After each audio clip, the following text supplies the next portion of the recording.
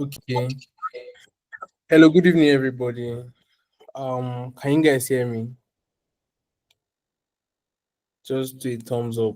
Okay.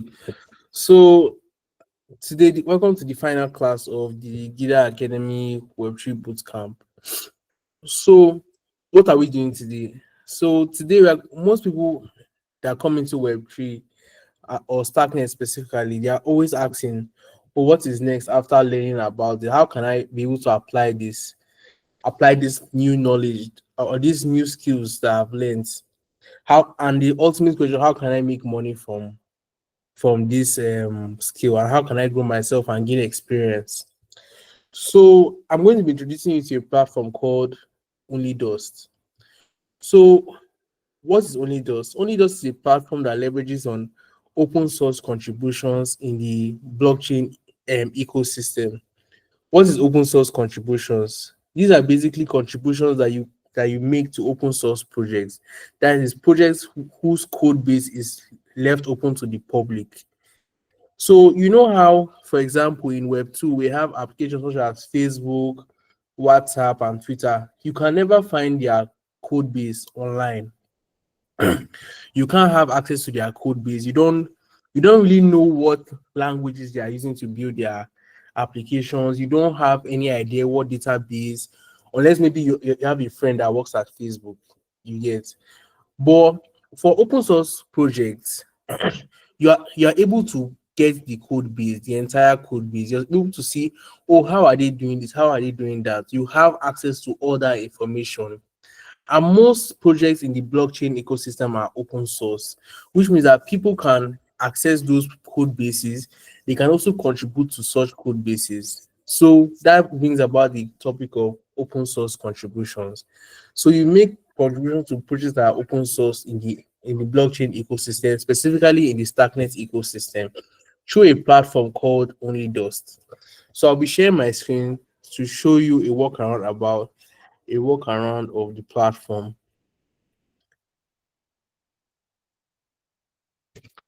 So this is my screen. Can everyone see my screen? Just give a thumbs up. Okay. So everybody can see my screen. So we'll be going to the OnlyDust platform at OnlyDust app.onlydust.com/sign up. So if you go to app.onlydust.com, you are redirected to you come to this page where you can see a bunch of information. So let's get straight to connect. You click on the connect button. Then, if you don't have an account before, you need to sign up as a contributor. So, in OnlyDust, you can find various projects that you can contribute to. You have projects on the Starknet ecosystem, Stellar ecosystem, and so on. So I already have an account. So basically, the way the sign up works is that you need to link your GitHub account to the platform. So to sign up is very, very straightforward. So after you've created an account, you can sign in with your GitHub account. Um, so this is my dashboard. So this is my dashboard. When in your home section, you have like your profile. You can see your public profile, the languages that you have contributed to, the projects you worked on, and so on. So let's go to the projects tab. So in case you want to go through it as we're talking, I'm going to drop the link here. So maybe you can access it. So if you go to the projects tab, you see a bunch of projects that are open source and are available on OnlyDust for you to contribute to. They are looking for open source contributors. So you see projects like Arc Project, Dojo, Hile, AFK, Go, Starknet Foundry, and so many others. You can keep scrolling and scrolling, and you see a lot of projects available. So in each of the project cards, you have the logo of the project, the title, and a short description talking about the project. Then you can have access to the project leads. These are the leads of the project. Then we have how many contributors are in this particular project. You can see that this project has about 50 contributors that have contributed so far. Then you can see the ecosystem that this project belongs to. So from here, you can see that this project is a Starknet project. Then you can also see the languages that this project makes use of. You see that this project makes use of Rust, Solidity, Cairo, JavaScript, and TypeScript. Then you can see some tags on it. So this tag means it has a high number of active contributors. This project that onboard new contributors regularly. Then a project that can reward a work well done. Then we have so many tags that are used to describe projects. So if you want a deeper look at this project, you can just click on the project that you're interested in. You can have more insights on the project. So the same thing, you have the contributors available, the ecosystem, the program, the languages that the project makes use of. Then you have more info where you can have a link to their website or their Telegram group chat. For example, if you click this, mm,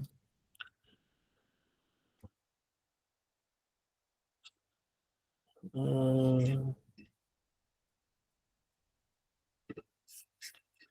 so I don't, okay. So while that link up, let me show you a app. Then you have the repositories of this particular project.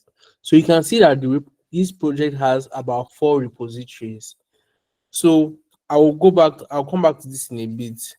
On the left hand side, we have the overview, which is what we are looking at right now. Then we have a tab for contributors, where you can see a list of all the contributors that have contributed to this project, along with the number of contributions that they have made, with the rewards they have received, and how much they have earned so far in the project. So you can see that this particular, let me refresh this. I hope everyone's still seeing my screen. Okay, so you can see that in this particular project, you can see that um, you can see people like Stephanie GB, Ogo X. You can see that Stephanie has made about 2 contributions on this project, and she has received 1 reward. And so far she has made $100 from this particular project. So you can look at how much each project pays out. You can see that this particular person has had 41 contributions on this particular project and has had 7 rewards with a total of 37,000 US dollars paid in stack. So you can see the token that is used to pay. So some projects can pay you in either USDC or stack tokens, or USDC stack or stellar tokens. So it depends on the project, but most Starknet projects pay in stack tokens. Some few ones pay in USDC. So that's it about the contributors page. So if you scroll down, you can see each of the repositories. So each link to the repository is you can click on it to have a look at the GitHub repo. So you see how this project is open source. Anybody can view this project, and you see that it has this public tag, which means that it's accessible. So long as you have the link, is accessible. You can have access to the code base and the folder. You just need to clone it to your local machine and take a look at it. So you can see the contributors. You can see all the contributors that have contributed to this project so far, with the languages and so on. So so so this is one of the repos belonging to Arc project. So the same thing, if you open the other repos up, you can see um it's taking a while. So you can see they also have this repo that has this number of contributions and you can have access to the code base of this particular repo. So that's all for the ARC project. And it's similar for every project on OnlyDust. So if you go to Starknet Foundry, you have the same thing where you have the logo, a description of the project, some tags that describe the project. Then we have on the right hand side, we still have the same thing where we can see the ecosystem, the languages, and the repositories of that particular project. So, and we also have the contributors page where you can see how much contributions have previous contributors made and how much they've gotten from the project. Then yeah.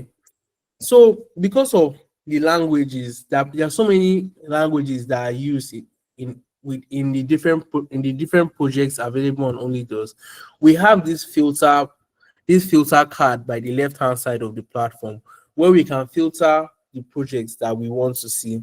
So we can filter by the badges. So maybe we want to filter by projects that are likely to reward and a big whale and are in work in progress. So it filters for us. What if, and we can also filter by ecosystem.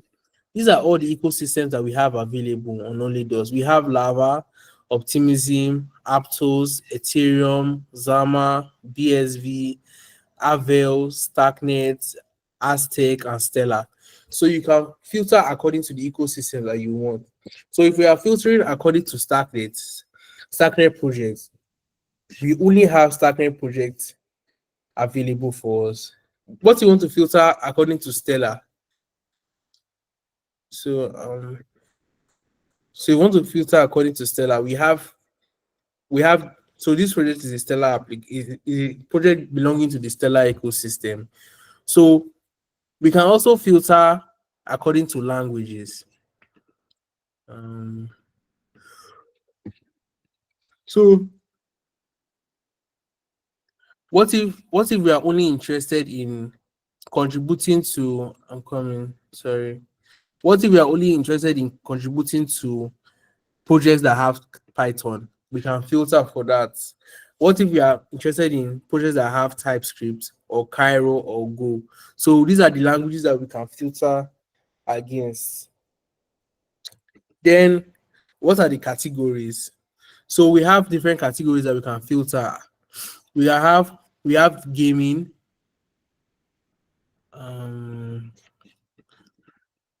So if you go to the Starknet ecosystem and you say maybe we want to filter for gaming applications. So for gaming, you see how many games that we have on the Starknet ecosystem. We have Stark Ludo, Byte Beast, Loot Survival, Z-Cube, Stark Stories, Midgard, Blubber, and so on.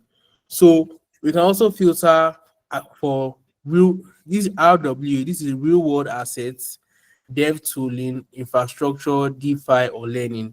So it's easily customizable and navigation and easily navigation so that we can easily find projects that are applicable to us or suitable to us to contribute to.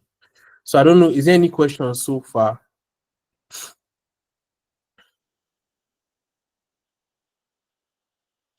Is there any question? If everything is clear, can you leave a thumbs up? Okay.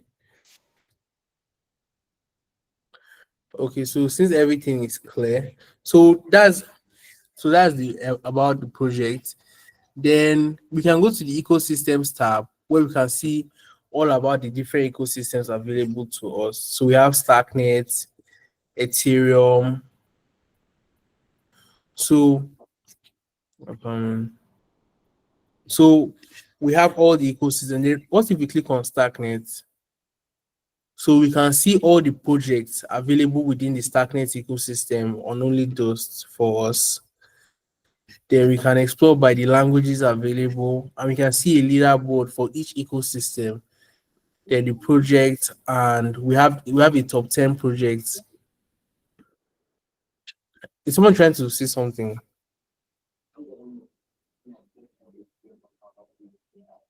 Mm. So yeah, so this is where you can have more information on a particular ecosystem and the projects associated with that ecosystem. Then we have the hackathons page. So I'll be talking more about the hackathons page. That will be the last thing I'll be talking about. Then we have the contributions page. This is where you keep track of contributions that you've made personally, which is sorted according to in progress, completed, or cancelled.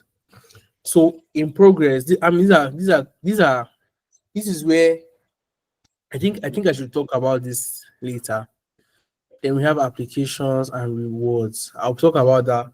So now that we've learned how to navigate through the platform, the next thing we need to know how to do is how to contribute. How can we you are saying open source contributing to open source. How do we do that? So what you do when looking for a project to contribute to. So let me search for one that I've contributed to before. So is this project called Starknet Scaffold by Horus Labs. So we can see um so Starknet Scaffold has two repos as you can see. So we have the Starknet Scaffold repo. So if we click on that, maybe I am interested in this. So the process of contributing is that the first thing is that you go to the repo, you look at what the about says. Okay.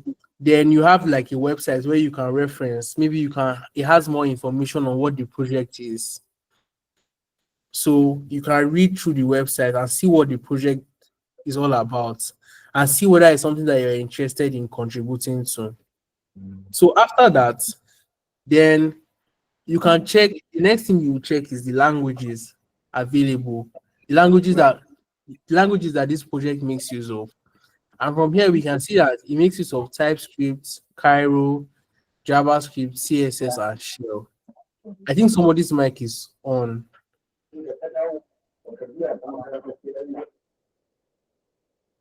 Okay. So you can see the languages it makes use of. Then the next thing you need to do is you need to go through the README. What does the README say?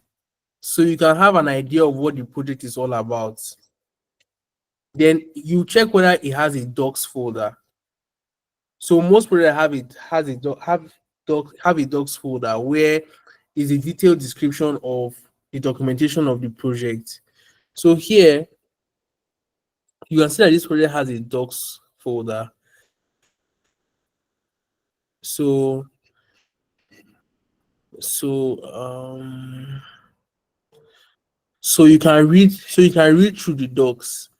So you check what does most projects they make use of MD book, which helps to write documentation in projects. So after maybe you've gone through the repo and maybe you've cloned it to your local machine and see that this is something I can contribute to. That means the the technologies or the languages used are things that I'm familiar with and something I can contribute to adequately. So after you're convinced, there's an issues tab here where you could see issues available for this project. Maybe they want to implement a new feature or they want to fix a bug. So the issues are going to be listed out. So I think I need to look for a project that has issues so that you can see how the issues come. So let's see Starkli though. I hope they still have issues. No, they don't have. So I'm looking for a project. Yes. Okay.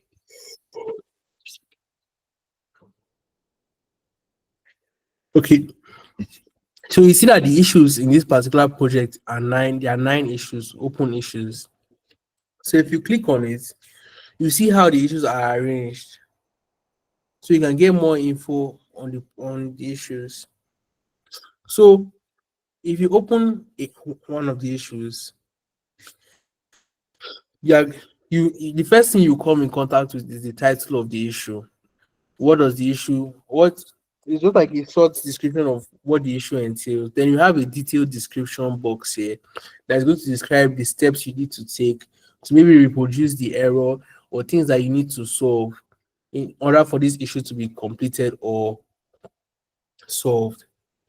Then after, you have the comments where people make comments. So what you need to do is that you need to just make a comment. Hey, please, can I be assigned this? Can I work on this? And you comment.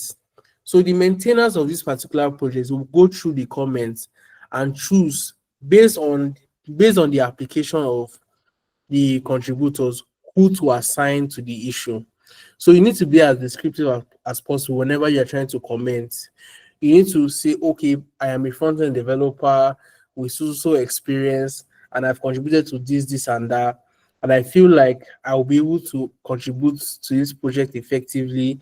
And you have to now list out some steps that you're going to take in order to solve the issue. In order to solve this issue, I'm going to take the following steps. Number one, I will do this. Number two, I will do that. Number three, I will do that. So that helps the maintainers to choose who to assign more easier, because I think somebody, okay, putting you don't really need to put a link to your resume. Just you- just type it out.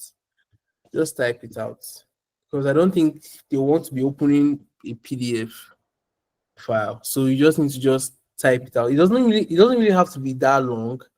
It's just to show them that, okay, you're really equipped to handle this issue. So that's what helps their decision process. So that's how it is. So whenever the maintainer goes through the comments, he can say, okay, I really like how this guy, I like the approach he wants to make use of. So let's assign it to him. So after you get assigned, you're going to get a notification on GitHub and in your email. Then under this tab of assignees, you're going to see your name here. So you are going to be assigned this particular issue. You're going to be assigned the issue. That's when you can start working on that issue. So how do you work on an issue? So after you've been assigned the issue, the next thing you have to do is that you need to fork this repo. So you create a new fork. So remember, remember in the last class I said that whenever this checkbox is checked, only the main branch is going to be forked to your profile. But if you uncheck it, all the branches that are available on the main project is going to be forked to your profile. So after forking the repo, you need to clone it to your machine and you begin working on that issue. Some issues can be like, okay, please test. Maybe a Cairo issue can be like, test this Cairo function using SNForge. Write more test cases on this function using SNForge. Create a function that does this and takes in the following inputs to do this and do that in Cairo. So you clone the repo to your device, then you write that particular function. After writing that function, you create a new branch on your fork and push your changes to that fork. Then you create a pull request. So this is how pull requests work. So let's go back to scaffold. So we have pull requests. So there are no open pull requests right now. So let's see. So we have,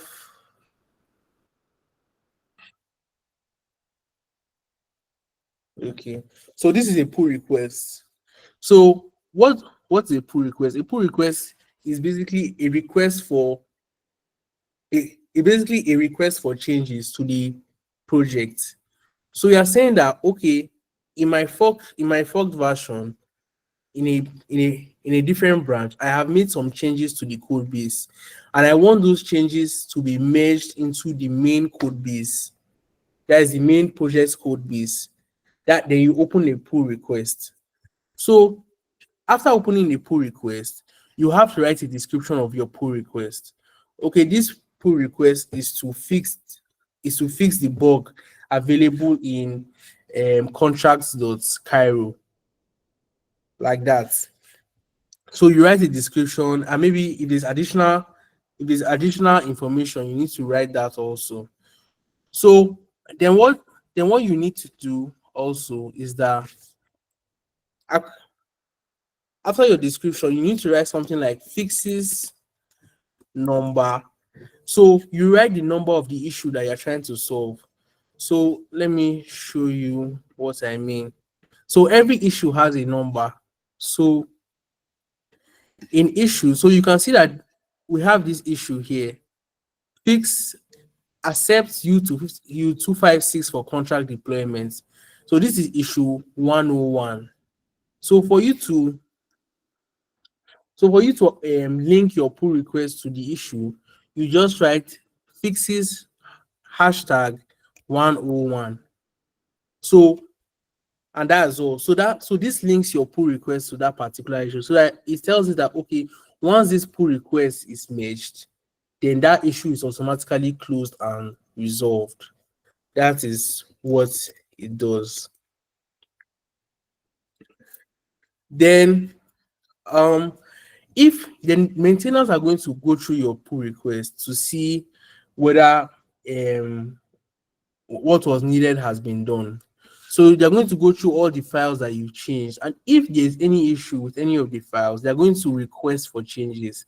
So you can see that on this particular project, the maintainer of this project is Darlington O2. So he's going to make comments.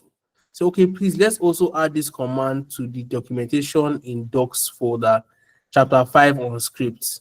So he's already making comments. So you need to address those comments as he makes them. So he can drop as many as 10 comments or more, depending on what he needs to be fixed or adjusted. So once he's made those comments, you need to now update your PR. You need to update your PR addressing those changes that he has requested. Then once you update the PR and he looks at it and he or she looks at it and everything is all right, he's going to merge the pull request. So he said Darlington merged commits this into Horus lab main on August 31st. So what this merge means is that it's going to merge it with the main code base, which means that your pull request has been accepted and you've successfully contributed to a project. So that is how it is. So that is how you can make your first contribution to any project. So in case maybe you have a project that you want to look out for, in case maybe issues come out and you want to see it on time, what you could do is that you go to the code tab. There's this star icon here. So not star, sorry, the watch. The watch tab. So it's saying that I want notifications for all notifications for all activities on this particular repo. So if you click on this job now, you see the variations that you have. You have ignore, all activity, participating, and at mentions. So you could select all activities. So whenever a pull request is created, an issue is created, you'll be notified on your Gmail or your GitHub or through your GitHub app, so that you can be among like the first people to know about an issue and quickly apply for the issue. So that is how you can make your first contribution on OnlyDust. So I don't know, is there any questions so far? I know it sounds a bit technical. Okay, Somtochukwu.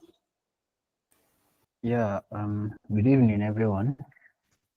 So, Good evening. boss, I want to ask, assuming I find a project on OnlyDust and then make changes or contributions via GitHub, does OnlyDust automatically notice my changes, like record or register my changes or contributions? Yes, automatically. You automatically notice it. All right, thank you. Can you hear me? Yeah. I can. I said So, thanks. Wilfred, no problem. So, Wilfred, Good evening, sir. Good evening, everyone. good evening. Sorry, I didn't get the process of making pull requests again. Can you go over it again, please? Okay. Okay, let me try and do something quickly. So that is obvious. All right. So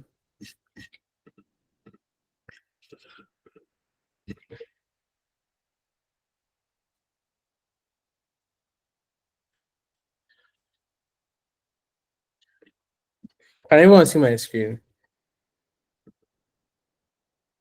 Can everyone see my screen? Okay. So I'm going to do something quickly. So let's see for I'm trying to think of a project. So let's look at this particular project, Stark Ludo. So Stark Ludo is basically a Starknet game where they try to build the African Ludo game on the blockchain on top of Starknet. So players can play Ludo on the blockchain. So let's say I want to contribute to Stark Ludo, and let's say there's an issue where I need to fix a typo. I need to fix a typo on Stark Ludo.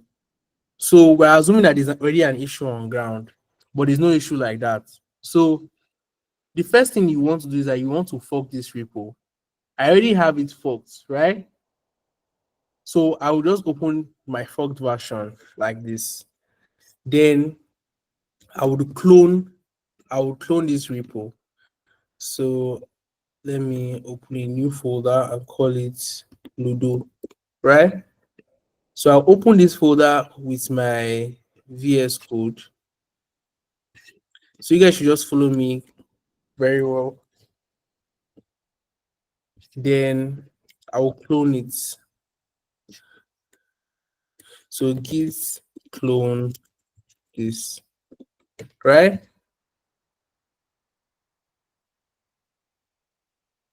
So it has been cloned. So let's say the issue was that um, um,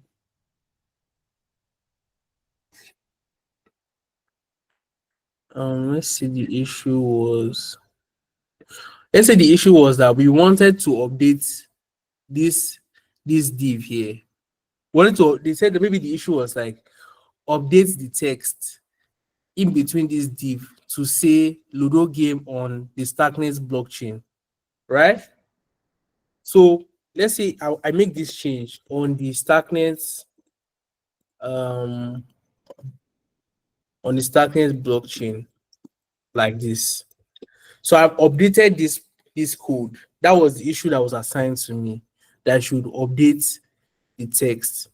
So I need to create a PR for this, a pull request. So the first thing you do is that you check out to a new branch. So git checkout -b. So this is how you create a new branch and check out to that branch.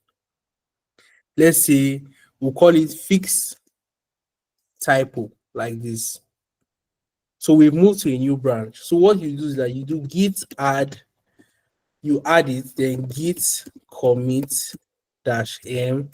So we say chore fix typo in docs. This somebody raised his hand. Okay, so Mtochuku.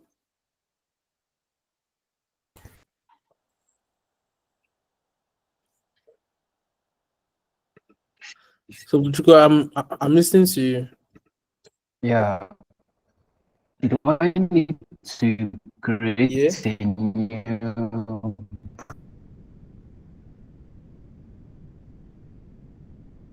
branch each time You I need to. contribute or You don't making need to create a new branch. change? So you don't need to create a new branch, but like but is best practice. So in the real world, in the real development world, they always create branches for different fixes or different features that are being added. So it's always good practice for you whenever you're trying to implement something new, you create a branch for that particular feature. So yes. So after committing, we do git push origin fix typo. That is the name of the branch. We push it to the new branch that we have created. So now after pushing, you see this link. Create a pull request for fix typo on GitHub by visiting this. So in case you don't see this, let me show you how you do it. In case you don't see it. So in case you don't see it, on your forked version, after pushing, you see this type of um strip here. So you see fixed typo had recent pushes 7 seconds ago. So you just need to click this compare and pull requests like this. So now we need to first select the base.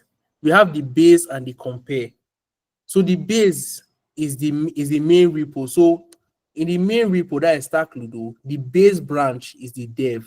So we're trying to merge to dev, because that is where all contributions are going to be made to. They are not going to be made to the main branch, but to the dev branch. So then we have the head repository. So this is us. Oshoge Salaki / Starkludo.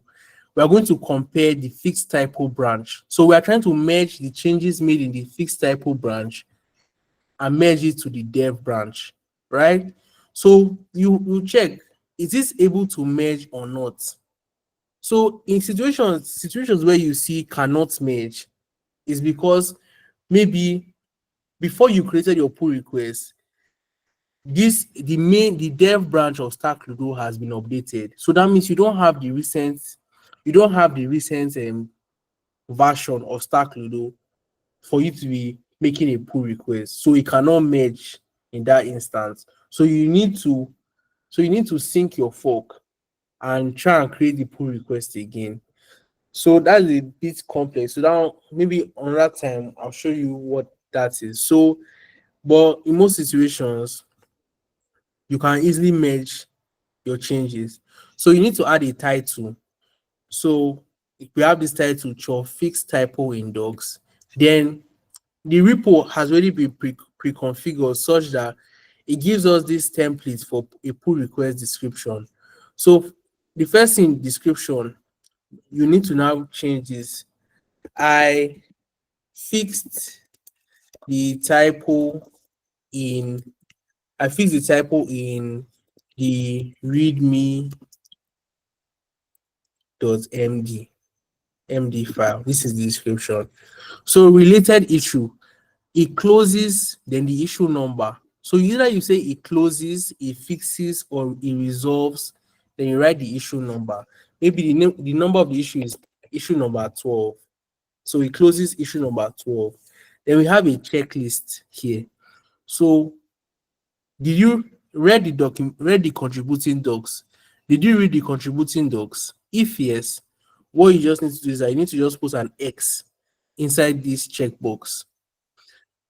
So verify that this is not a duplicate of any existing pull requests. After you're verified and it's not a duplicate, you put another X here. Then you said, have you performed a self-review of the code? You say yes. Rebase to the last commit of the target branch. Yes. So if you have fulfilled all these conditions, you check it by placing an X here. And that is all. Then you can create a pull request like this. So you can create a pull request. So what is left is for you. What is left is that the maintainers of this project is going to come and check your pull request and see whether it is worthy to be merged or not. If it's not worthy to be merged yet, they are going to leave some reviews for you to say, okay, maybe you should do this, you should fix this, do this, do that. So when you want to now, when they say, so for example, what if they say we want this blockchain as capital letter, we don't want it as small letter. Maybe that can be a review that they can leave for you. So you need to update your PR. So how do you update your PR? So the way you do that is that you still come back to your code base and just edit what they said you should do. So they said we should change everything to capital letter like this. So you save it, right? Then what you just do git add dot git commit, the same process. Then you said fix requested changes like this. So then you push to that branch that you've created before. So git push origin fix typo. If you notice, you see that we have this commit here for fix typo in docs. This is the latest change to our PR. So if I do this now, so after pushing, you see that the PR has updated automatically. You see that now we have a new commit as the latest update. Fix requested changes. So this is how you update your PR in case of any requested changes from the maintainers of the repo. So is there any question so far on how to create pull requests? Or is it clear? Okay, so if you have any question, please, you can raise your hand or stop me. So I'm going to close that pull request because, okay. So yes. So that's how you create a pull request. And after everything, all conditions have been met, they will merge your pull request. And if you come to your OnlyDust profile under contributions, you should see that merge pull request under the completed tab. So this is my profile now. These are all my contributions that have been merged and completed. So the moment that you are assigned an issue and your avatar appears on the so yes, if you are assigned an issue, your avatar is going to be, if you hover on this, you see assigned to OX Charles. If this is assigned to you in your OnlyDust profile, if you go under in progress, it will automatically add to this section in progress. That means your contribution is in progress. But once your PR has been made, it's going to shift to completed. Exactly. Then we have the cancel tab. In case of maybe you've been reassigned, or your pull request was closed for some reason, it is going to appear on this page. It's going to appear on this page. It's called the cancelled page. So that is all. So that's how you can make contributions to projects on OnlyDust. So whether you're a smart contract, whether you're strong in Cairo or you're strong in Rust, or if you're not even strong in smart contracts, you can be strong in front end. That means you know React, TypeScript, and JavaScript. You can contribute to projects that make use of those languages, and you can contribute and get paid for those contributions.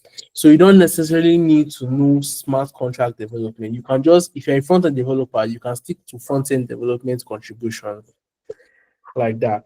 If you're a Python developer also, if you're a Rust developer, Go, and so on. That's how you do it. So the next thing I'm going to be talking about is, okay, Tochukwu. All right. Thank you, sir, for the class so far. So my question is, like the what is it called? The issues being raised. Are people being paid to raise issues or? No, like the issues is the maintainers that are meant to raise the issues. Okay, like is it not possible that someone can maybe go through a project a project like a website, let's for instance a website, and discover that maybe the button is not functioning or something like that? How did the Yeah, person? yeah. You can ask. You can in those type of situations, you can actually raise up an issue. So so the way it is that you have two options. Either you can raise the issue up yourself. Oh, I noticed that maybe errors are not properly handled in this repo. I would like to take this up. So the maintainer can look at it. Maybe you can put pictures or you can reference some parts of the code. Then if the maintainer sees that okay, this is something that this is like a real issue, he can acknowledge it as an issue and assign it to you. So that can happen.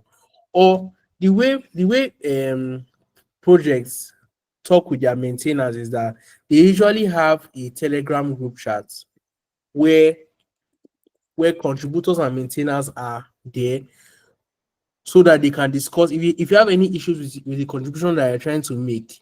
You can ask questions. Oh, I'm running into this error. How do I solve it? Oh, I'm having problems with this contribution. So the maintainers are going to assist you any way that they can. So this is the Telegram group chat. So this is the Telegram group chat for Starknet Scaffold where you can ask any question that you have. So I usually I communicate here if I have any issues with any contribution and so on. So you see that the maintainers are here. You can see that Darlington is on this. You can see that Darlington is here. You can see that he's the owner. So he can answer any questions that you might have regarding the project.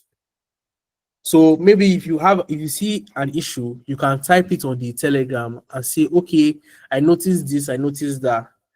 I would like to solve this. I like to create an issue from this and solve it. So you can tag him, then he can give you the go ahead or not. So that's it for issues. So does anybody have any other question? So I'm going to be talking about hackathons. OnlyDust has these things. They have hackathons, which is called Odhack. Odhack basically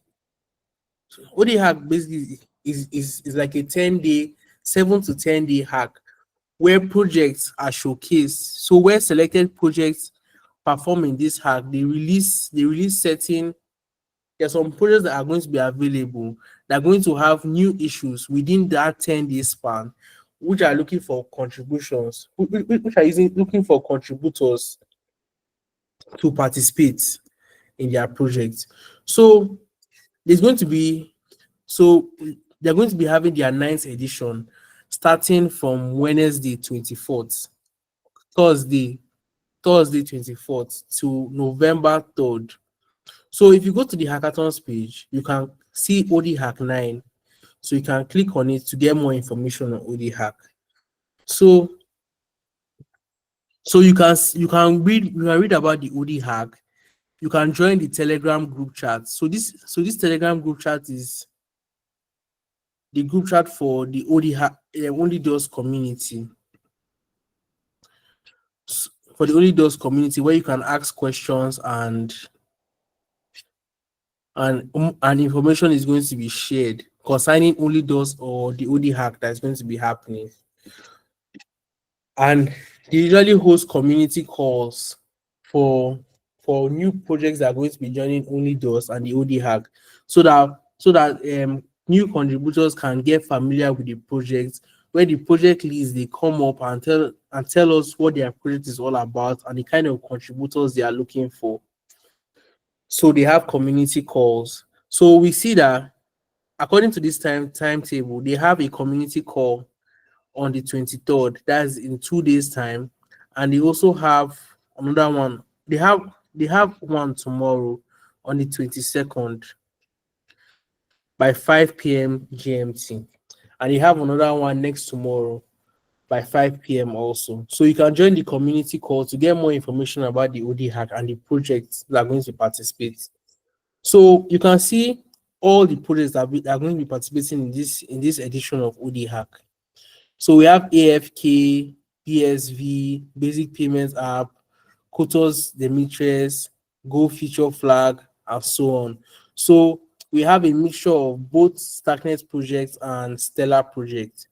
So during the period of this hack, each of these projects is going to be releasing about 10 to 15 issues.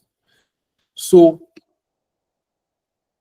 when they release the issues, you're going to, when you click on see project, you are going to see all the issues available. Then you can apply for the issues that you are interested in.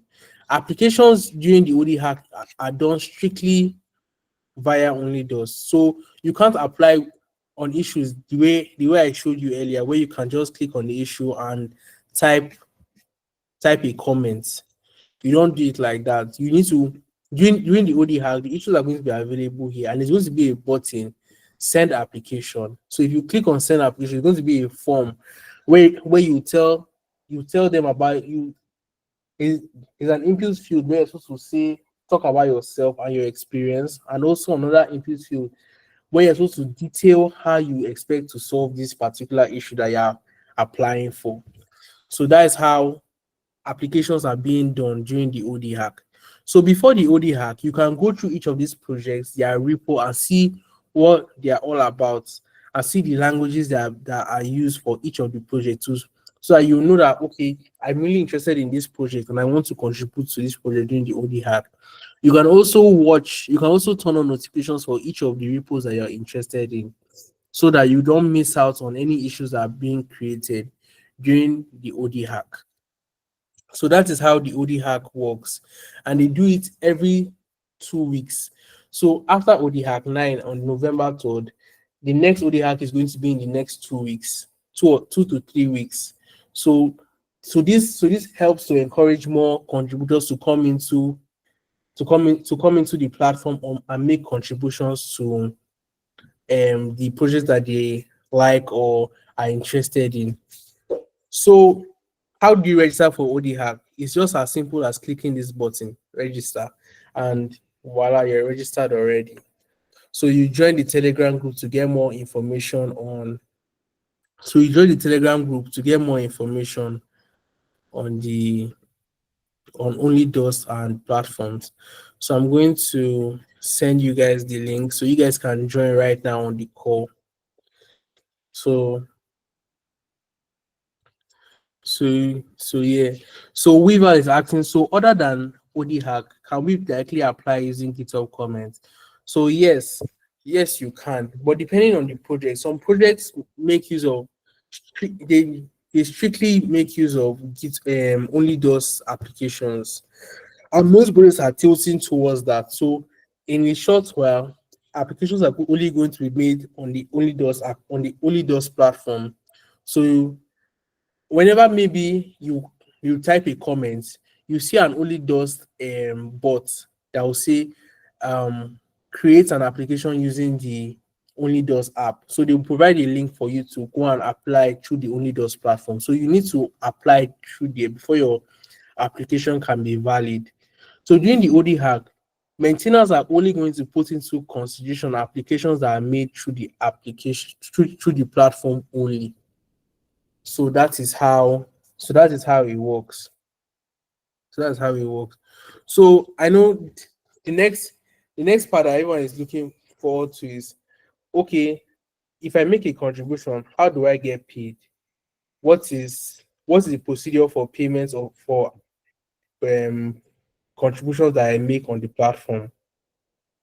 So the answer to that is that, as I said before, projects can pay you in either USDC or STRK, depending on the project that you work on. So rewards are usually sent 24 hours, 48 hours after your contribution has been merged. So you're going to receive a pop-up where you can go to your rewards tab. You can go to your rewards tab to see whether a reward has been made to you or not. So after the reward has been sent to you, you need to request for the reward. But before that, you need to upgrade your public profile. So know your public profile. You need to go to manage accounts so you can create a billing profile. So the billing profile is the profile that basically receives money, where you have to input your wallet address where you want to receive your rewards. So I have this billing profile that I've created before. Oshige. So you need to complete KYC, where you'll be asked to provide means of identification, such as maybe your NIN, your driver's license, your international passport, um, bank statements, and so on. So it's very simple and seamless. So once you just do that, you'll be verified and you can start requesting for payments. So you need to put your general information, your payment methods, where you input your addresses. So for Starknet project, you need to input an address. So mainly you use either Bravos or agents. So you type in the address. Then for Optimism project, you type in an Optimism wallet address where you can receive USD coin, Optimism, or World coin. So after that, you save your changes. So make sure whenever you are filling in your addresses, you need to make sure that you are filling it correctly, because any mistake, your funds will not be able to be recovered. So you need to be careful when filling this to make sure that you are filling in the correct thing. And also, you always need to prioritize security in your wallets, because there are instances where your wallet can be drained with when you expose your private seed phrase, or you interact with dApps that you're not sure of. So there are sometimes maybe people can text you on Telegram to click something, open up, test my dApp, and before you know it, you sign a transaction and all the funds in your wallet is being drained out. So you need to be very careful, especially when you're trying to sign up to this platform. So I advise that you open a brand new wallet, maybe on your phone, that you know that you're not going to be using to interact with anything, and you provide the address here and save it. So for your safety and for your rewards. So then you have a tab for your invoices, payments that you've gotten so far. So that is basically it. So after you've created a billing profile and a reward is being sent to you, you need to so there's going to be a button in your rewards page where you're going to click on request for reward. So you're going to request for the reward, and your reward is going to be processed within 3 to 5 days. Then you're going to receive an email. You're going to receive an email from OnlyDust saying that your reward has been processed. Then you can check your wallet and you see that your reward has been sent to your wallet directly. So that is all for the OnlyDust platform. You have a notifications tab where you can see notifications on the platform for you. So yes. Is there any questions so far? Yes, sir. Yes, sir. Okay. For the wallets we are to use, must it be Agent wallet or Bravos? Those are the two most popular wallets on the Starknet ecosystem. So it's advisable that use. Okay. I just want to. So that's only what we can use. We can't use MetaMask. That's what I want to confirm. No, you can't use MetaMask because MetaMask is not supported on Starknet. Okay. Starknet is not supported on MetaMask. Okay, thank you. Yeah. So does anybody have any other question?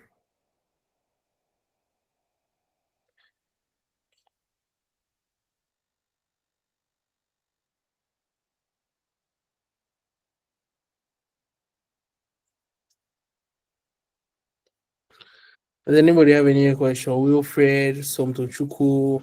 So someone said, can you recommend projects for beginners like us? So there's no beginner. So what? There's no really beginner project. So what you can have is that there are projects that are they release issues called good first issues. So for example, there's this project called Starknet Quest. So if you go to this Starknet Quest, you see good first issues. So these issues are easy issues that new contributors can apply for, and they can easily solve. They can easily solve. So, for good, I'm coming, please. Just,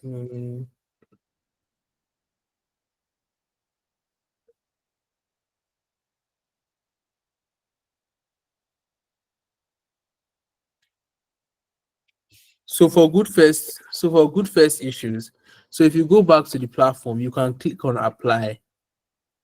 So you can apply for this issue.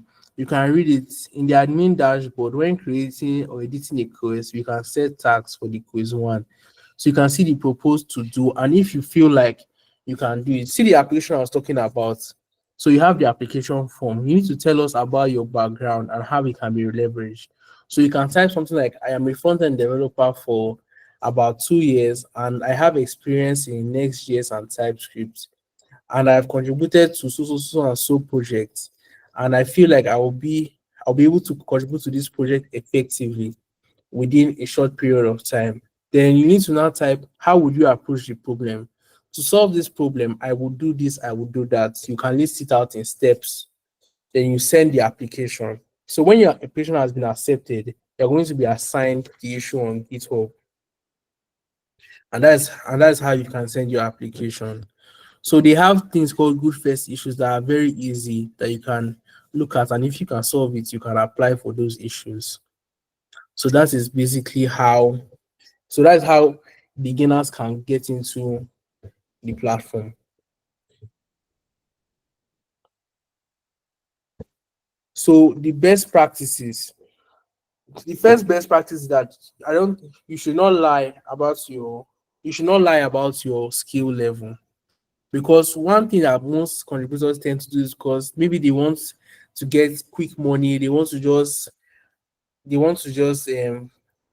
contribute sharp and get the money. They lie about their skill level. So they claim to be what they are not. But the thing is that it affects you in the long run, because imagine you getting an issue that you can't do. They're going to always be following up with you. Oh, any updates? But you cannot give any updates because you're not doing this, because you don't know how to do it. So, and if you don't do it, eventually the maintainer is going to know that, oh, this guy is not doing anything. He can unassign you from that issue. And that can spoil your record, in the sense that that maintainer knows that if you do it 1, 2, 3 times, the maintainer can know that, oh, this guy has the habit of picking issues that he can't solve.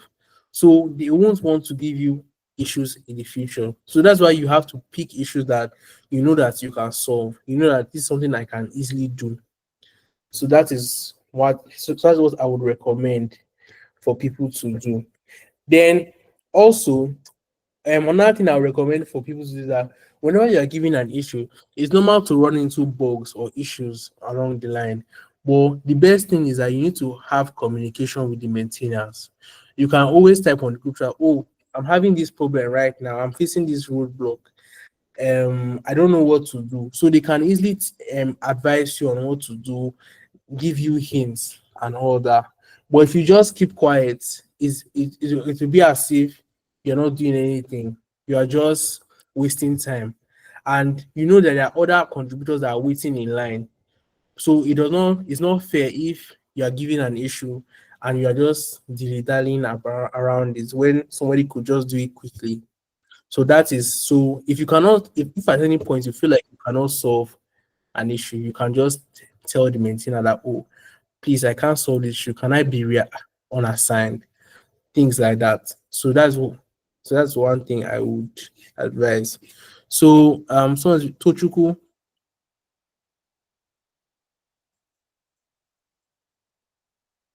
Tochuku, you raise your hand. Okay. I have a question. You, Okay. you said something about when requesting to maybe address a particular issue, that you are going to tell the person the steps you are going to take to address such issue. So my question is, like, must you actually know the whole step? Because at times you might see a problem, an issue, even though like you don't know like you can solve this, but it's not as if you can actually give the 100% steps to take, because you say something about after solving an issue, maybe you encountered bugs. These are the kind of things that someone can easily run into. So I don't know. Is it a must that you must actually know the whole steps before you can apply to solve? So I don't know whether you this, get my question. Okay. yeah, so the steps does not need to be very detailed, but you know how if somebody says that they want to solve an issue, even though they don't know the exact step for step by step, they can easily just say, okay, they can sketch something up, and if you being a maintainer reads it, you can see that okay, this person has an idea on what to do. It's better than you just leaving it like that. So you, no matter how maybe you might have bugs, you will know that okay, these are the steps I need to take. Basically. So that is, so you need to come up with something regardless on what you want to achieve and what you want to do. So does anybody have any other question?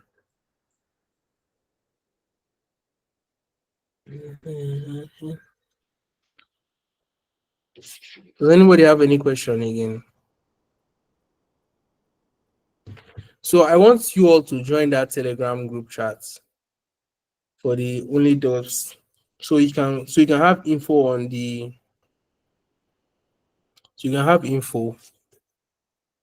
on the Odhack that is coming, and you can join the community calls available tomorrow and next tomorrow. So that is how you can contribute to open source projects making use of OnlyDust. So I believe that from what we've said so far, I guess you guys would want to join the Odhack that is going to be happening this Thursday, right? So if you are if something you're interested in, can you leave a thumbs up? Leave a thumbs up if you're interested in joining the Odhack this Thursday. So yeah. So in preparation for the Odhack, as I said, you need to register. First of all, you need to register for the Odhack by just clicking that button. The next thing you will do is that I recommend that you join all the group chats for the Odhack for each of the projects. So let's say in a chain events here. I don't think was Kangad. So you should have a Telegram group chat. So maybe they have not updated it. So if they have a Telegram group chat, join the group chat so that you can have information. And if you want to ask questions regarding the project, you can ask those questions on the group chat. Then also join the OnlyDust group chat so that any updates you'll be the first to know.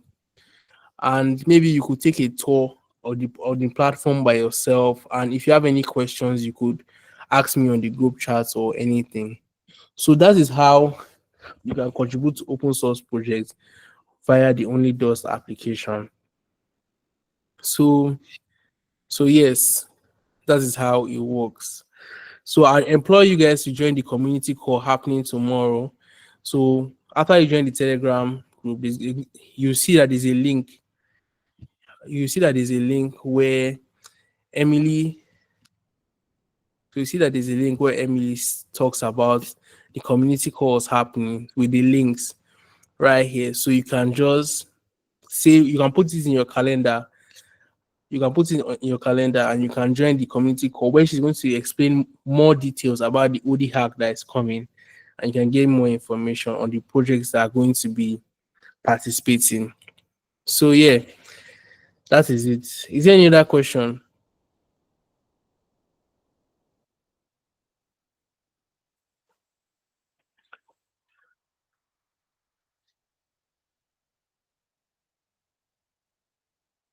Is there any other question?